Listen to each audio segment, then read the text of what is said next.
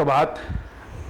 Market times के सभी दर्शक बंधुओं एवं अखिलेश राठी जी, आज 8 सितंबर सन 2021 मैं कर्नल अजय CEO ajayastromoniguru.com से आपसे मुखातिब होता हूं। आज के इस विशेष एपिसोड में हम चर्चा करने वाले हैं राशियों के आधार पर आपका नफ़ा नुकसान एवं खतरों के घंटे, एग्रो कमोडिटीज़ में होने वाली विशेष हलचल और नॉन एग्रो कमोडिटीज़ और शेयर बाज़ार में क्या संभावनाएं बनेगी। सबसे पहले राशियों के आधार पर आपका नफ़ा नुकसान। भारतीय ज्योतिष में 12 राशियों को 4 तत्वों में डिवाइड किया गया है, विभाजित किया गया है। अग्नि, पृथ्वी, वायु और जल। एक तत्व को यानी 1, 5, 9 मेष, सिंह और धनु राशि। आपके लिए दिन आज अच्छा रह सकता है, लाभ कमाने की स्थिति में रह सकते हैं, लेकिन 4 से 5 बजे के बीच में आपको अतिरिक्त सावधानी रखनी है। 2, 6, 10 पृथ्वी तत्व की राशियाँ विस्तृत फल प्रदान कर सकता है, आपको सावधानी रखनी है। विशेषकर 2 से 3 बजे के बीच में अतिरिक्त सावधानी रखिए। 3, 7, 11 वायु तत्व की राशि है, मिथुन, तुला और कुंभ राशि। आपके लिए दिन आज शायद मुफीद ना रहे, परेशानियां बढ़ सकती हैं, नुकसान होने की संभावना अधिक बनती है। 4, 8, 12 जल तत्व की राशियाँ हैं, कर्क, वृश्चिक और मीन राशि। आपके लिए दिन संभवतः लाभकारी रहे, लेकिन मुनाफा जल्दी बुक कर लीजिएगा। ये था राशियों के आधार पर आपका नफ़ा नुकसान। अब एग्रो कमोडिटीज़ में क्या संभावनाएं बन सकती हैं। एग्रो कमोडिटीज़ में गवार सीड में तेज़ी की संभावना बन सकती है। गौरतलब है कि कल भी हमने गवार सीड के अंदर तेज़ी की बात की थी, धनिया में तेज़ी की बात की थी। कल दोनों कमोडिटीज़ ने ज़बरदस्त मूवमेंट NCDX के पे दिखाया और हाजिर के अंदर भी तेज ही रहे। कौन सी है? ऑयल सीड्स के लिए इंपोर्ट ड्यूटी यानी आयात शुल्क के अंदर सोयाबीन ऑयल, पाम ऑयल और सूरजमुखी तेल यानी सनफ्लावर ऑयल के अंदर आयात शुल्क में कभी भी कमी की जा सकती है और ये 30.45% से घटकर 24.75% तक नीचे घटाई जा सकती है। रिफाइंड पाम ऑयल और सोयाबीन ऑयल के अंदर भी इम्प्रूवमेंट नज़र आ रही है। 41.25% से घट के ये 31.75% तक नीचे गिर सकती है। गौरतलब है कि पिछले कई लंबे समय से खाद्य तेलों में ज़बरदस्त तेज़ी दिखाई दे रही है। इससे हर आमूखाश की परेशानियां बढ़ रही हैं और खाद्य तेलों की में बेताशा तेज़ी के पर रोकथाम लगाने के लिए, लगाम लगाने के लिए सरकार कड़ा कदम कभी भी उठा सकती है। इससे महंगाई दर और रसोई बजट के अंदर काफ़ी फर्क पड़ेगा और एक बड़ी आबादी को इससे राहत की सांस मिल सकती है। अतः तेल तिलहन पे काम करने वाले सभी कारोबारी बंधु इसके ऊपर भी नज़र रखें।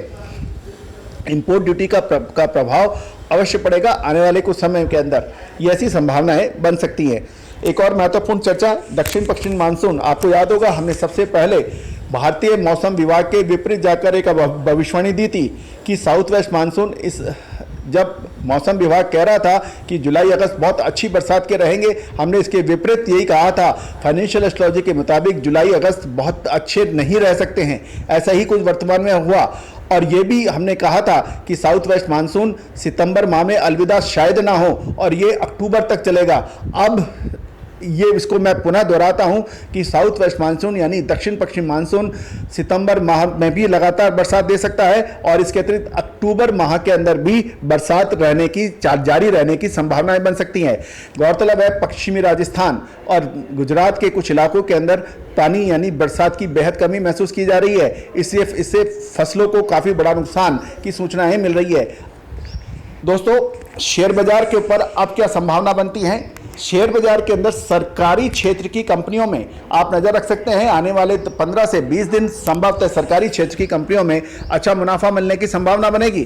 खास गौरतलब है कि सरकार डिसइन्वेस्टमेंट की योजना को पर भी बहुत अधिक तेज़ी से काम कर सकती है। अतः आप सरकारी क्षेत्र की अच्छी कंपनियां पे नज़र रख सकते हैं। इसके अंदर LIC हाउसिंग फाइनेंस पे नज़र रखी जा सकती है।